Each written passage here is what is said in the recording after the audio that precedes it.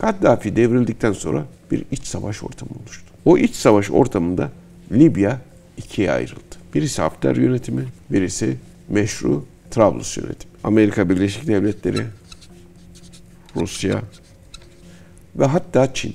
Çünkü Çin ama bomba bir şey Birleşik Arap Emirlikleri. Türkiye ile İtalya Libya'da karşılaşmıştı işte. Bakın çok önemli bir şey söyleyeceğim. Bu olay olmuştu. Belki basına yansıdı, yansımadı. Azıcık yansıdı ama hani pek dikkat çekmemiştir. Yani biz Libya'ya destek sağlarken. Yunanistan kıskanç bir çocuk gibidir. Türkiye ne kadar güçlenirse o kadar çıldıran bir yapıdır bu. YST Haber Merkezi'nden herkese merhabalar. Amiral Cihat Yaycı ile yine haritanın başında birlikteyiz. Bugün biraz daha güncel sıcak bir konuyu konuşacağız ama derinlemesine konuşacağız. Libya meselesini konuşacağız. Bilindiği gibi geçtiğimiz hafta Libya, İtalya, Türkiye üçlü zirvesi oldu Libya'ya dair. Bu zirvenin çıktısı nedir? Bizim buradan ne anlamamız gerekir? Bugünden baktığımızda Libya'yı hep konuşuyoruz ama bazen gündem maddemizde 2., 3., 4. sırada da olabiliyor Amiral'im. 1. sıraya aldığımızda Libya gündemini nasıl yorumlarsınız bölgedeki yenilikleri? Şimdi bu Libya konusu tabii çok önemli bir konu. Neden? Bizim bir kere Libya ile gerçekten bizim tarihi bir bağımız var. Şimdi bir denizci olarak söylüyorum. Libya'yı fetheden Turgut Reis'tir. Libya karadan fethedilmemiştir Osmanlı zamanında. Libya denizden fethedilmiştir ve Barbaros Hayrettin Paşa'dan sonraki Kaptanı Derya Turgut Reis tarafından fethedilmiştir. Turgut Reis'in türbesi de yine Libya'dadır. Evet. Şimdi yani Libya bir deniz fethinin sonucunda Türk toprağı olmuştur. Yaklaşık 360 yılda Türk toprağı olarak kalmıştır. Şimdi bizim orada birçok akrabamız var. Soydaşımız var, dindaşımız var. Aynı zamanda Girit'ten buraya Balkan Savaşlarından sonra Yunan ve diğer Balkan devletleri arasında paylaşan Girit'te sonrasında Girit'teki soydaşlarımız Libya'ya gelmişlerdir. Şimdi bir kere bunun altını çizelim. Hani neden Libya önemli? Libya'da ne işimiz var falan diyenlere. Efendim orası vatan toprağıydı, şimdi değil. Yani biz şimdi buradakileri bunlar sınırlarımız dışında kaldı diye terk mi edeceğiz? Sonra Atatürk Libya'nın kurtuluşu için Enver Paşa, Fethi Okyar ve kendisi bir yüzbaşı iken burada Derne cephesinde Trablus, Bingazi ve Derne 3 cephede savaşılıyor. İtalyanlara karşı zamanında Trablus-Garp Savaşı'nda 1911'de Libya'ya gidiyor. Şimdi Libya'ya gidiyor ama Libya'da bir ordu yok. Her taraftan bize saldırı var. Buradaki ordu Yemen'e gönderilmiş. Silahlı Yemen Savaşı var diye. Onun boşluğunu bilen İtalya buraya çıkartma yapıyor. Yine bizim denizden fethettiğimiz gibi onlar da denizden etmeye kalkıyorlar, işgal etmeye. Bunun karşılığında işte burada gördüğünüz gibi zaten bu oklar da onu gösteriyor. Direnç cephesi bu yerde oluşuyor. Halk direnişi, bu kıyı şeridi. Kıyı şeridini ele geçiriyor. İtalya ancak ilerleyemiyor. Bunun üzerine İstanbul'da bulunan bazı subaylar, mesela gazeteci Şefik Bey kılığında, Tanin gazetesi yazarı kılığında Atatürk Mısır'a geliyor. Mısır'dan karayoluyla bir Rus gemisiyle yanlış hatırlamıyorsam geliyor ve buradan İskenderiye'den karayoluyla yanında bir yine arkadaşıyla, bunlar gönüllü subaylar, yaklaşık 25-30 günde Mısır'ı geçerek kervanlarla Libya'ya geliyor. Libya'da Bingazi, Trablus, Bingazi, Tobruk, Derne buralarda bulunuyor ve bu arada Derne'de halkı örgütlüyor. Ömer Muhtar da bunların arasında. Şimdi bakın bu resim çok önemli bir resimdir. Atatürk'ün Libya'da çekilmiş resmidir. Yaşı 30'dur ve Atatürk'ün yaşı 30 iken çekilmiş resmi burada da Libya'nın yerli halkı. Onları milis kuvvetleri şeklinde örgütlüyor Atatürk. İşte Atatürk'ün yine Libya'da çekilmiş resmidir. Bu meşhur resim Libya'da çekilmiştir. Atatürk burada yaklaşık 1 sene kalmıştır. Atatürk'ün yine Ömer Muhtar'la aynı karede olduğu resim, Ömer Muhtar ve Atatürk. Atatürk ve burada Turgut Reis'in yine Libya'daki kabridir, Trablus'taki. Ve Atatürk, biliyorsunuz Atatürk'ün bir gözü Şeyla'dır. Şeyla olmasının nedeni burada Libya'da İtalyan uçaklarının bombardımanında şarapnel parçasının, bir kireç taşının gözüne isabet etmesi sonucundadır. Hastanede 1 aydan daha fazla yapmış, İstanbul'a dönmeyi kabul etmemiş ve orada El İstiklal isimli bir gazete çıkartmış, dergi çıkarttırmış ve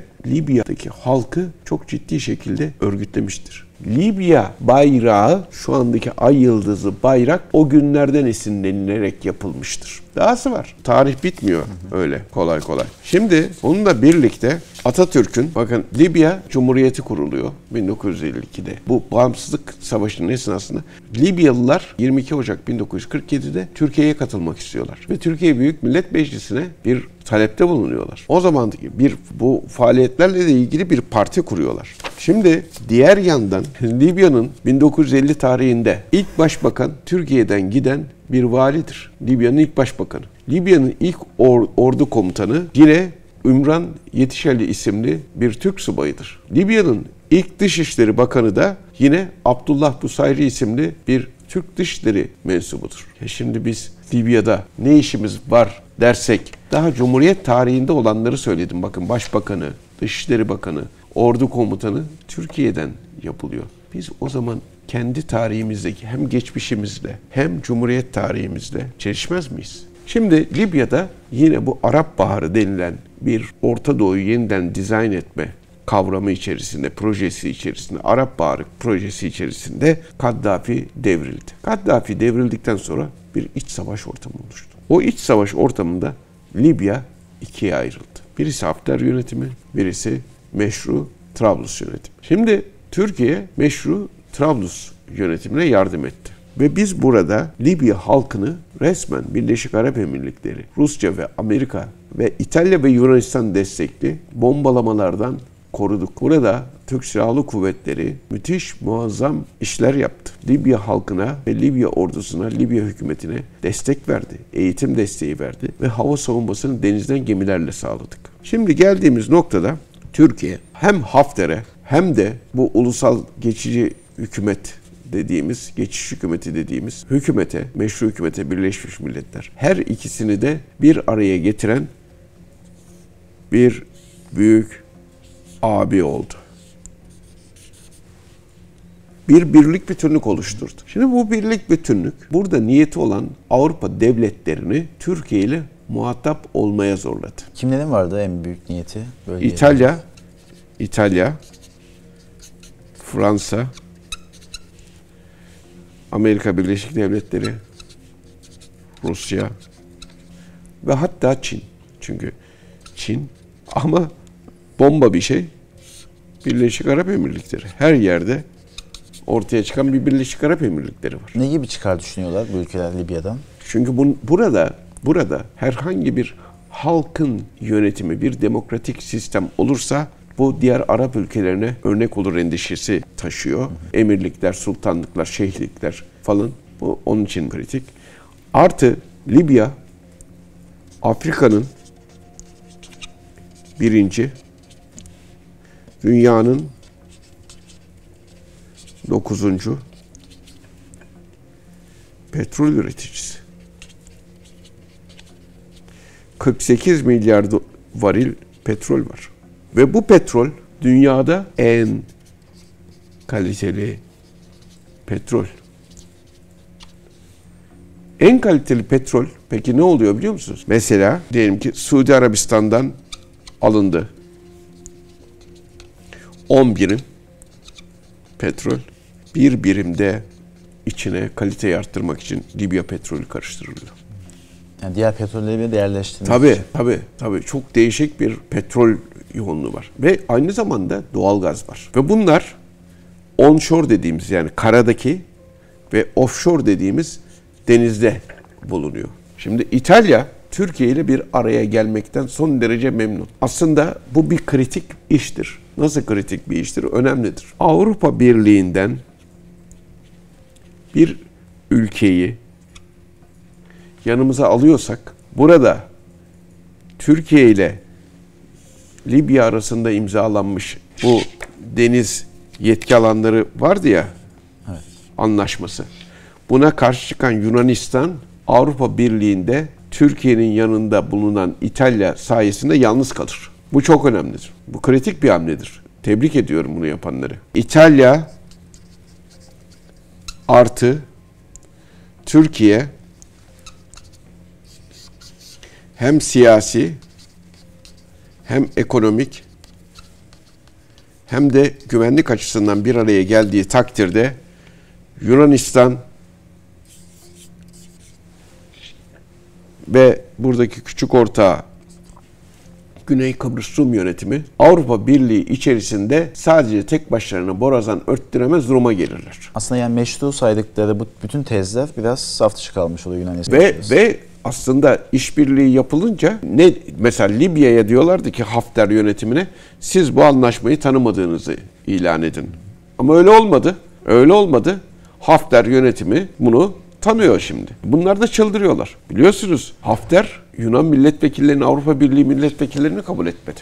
Ya bu çok önemli işler yani bunlar. Türkiye hem iki tarafın da üstünde bir abi vaziyetinde ve İtalya'yı da beraber bu işe katarak Libya'nın zenginliklerinin Libyalılar tarafından kullanılması ama bu arada Türkiye'nin desteğiyle ve aynı zamanda da İtalya'yla işbirliğiyle bu işin kolaylaştırılması. Elbette her devletin menfaati olacak. Yani her devlet, biz de buradan petrol, doğalgaz çıkarttığımızda, biz de buna destek sağladığımızda anlaşmalar yaptık. Şunları yaptık, bunları yaptık. Bu anlaşmalar sayesinde ettiğimiz masraf, verdiğimiz gayret, emeğin bir elbette karşılığı olacak.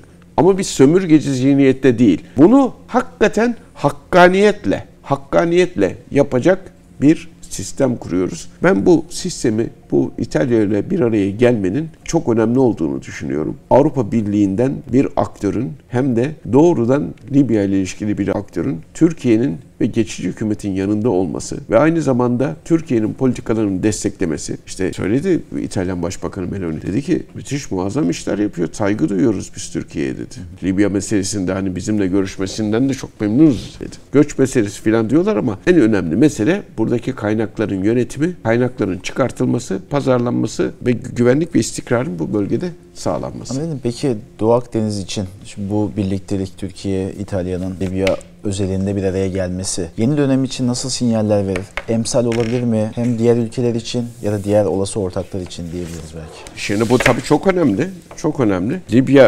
Libya'da Türkiye ile İtalya'nın bir araya gelmesi bir kere bu işte göçmen kaçakçılığı yapanlar var, insan kaçakçılığı yapanlar var, işte düzensiz göç meselesi var. Bu düzensiz göç meselesinde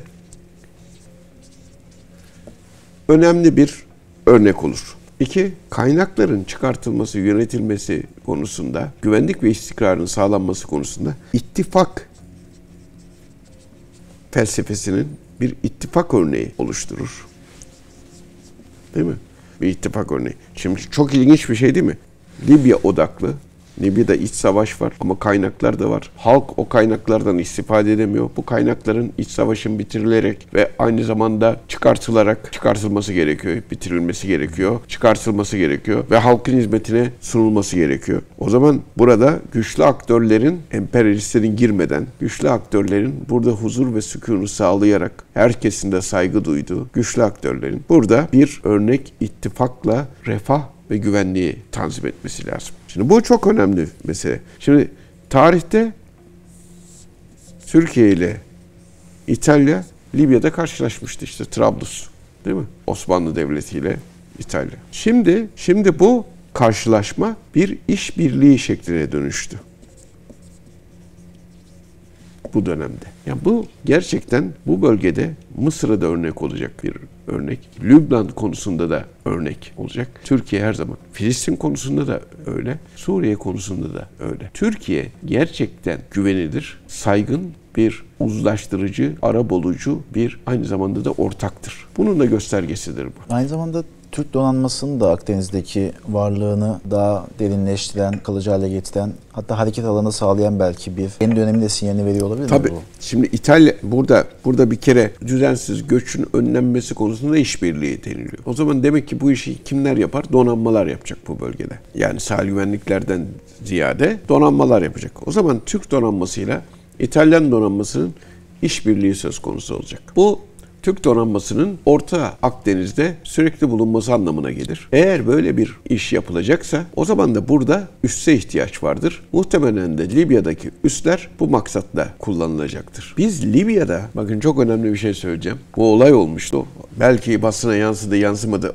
Azıcık yansıdı ama hani pek dikkat çekmemiştir. Yani biz Libya'ya destek sağlarken, Yunanistan barbar bağırırken, itiraz ederken, gemilerimiz buralardayken gemiler aylarca burada kaldı. Ben de o zaman görevdeydim. Bizim gemiler lojistik desteği nasıl aldılar biliyor musunuz? İtalya'ya gittiler. İtalya verdi.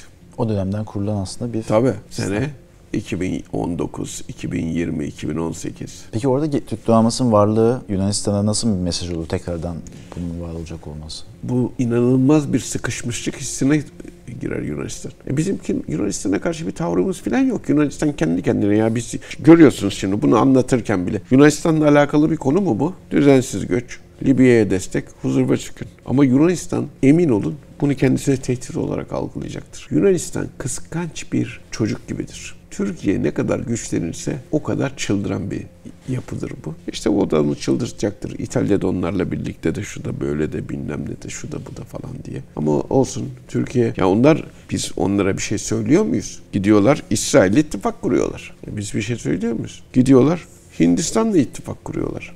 Biz bir şey söylüyor muyuz? Ya. Onlar niye söylesin? Onun için çok takmamak lazım. Çok takmamak lazım. Kervan yürüsün. Teşekkürler. Ben teşekkür ederim.